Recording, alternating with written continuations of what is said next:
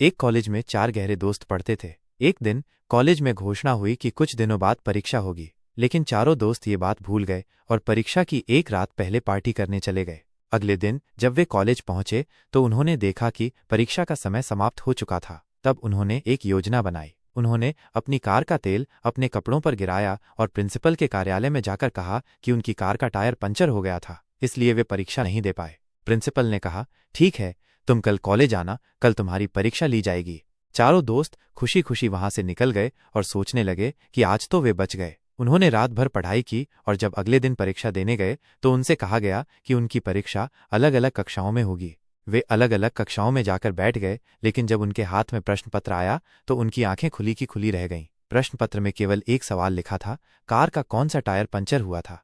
चारों दोस्त हैरान हो गए और उन्हें अपनी गलती का एहसास हुआ। सीख: हमें कभी झूठ नहीं बोलना चाहिए, क्योंकि अगर आप जिससे झूठ बोल रहे हैं और उसे आपके झूठ के बारे में पता चल जाता है तो आप न केवल उसकी नज़रों में बल्कि अपनी नज़रों में भी बुरे और छोटे बन जाएंगे।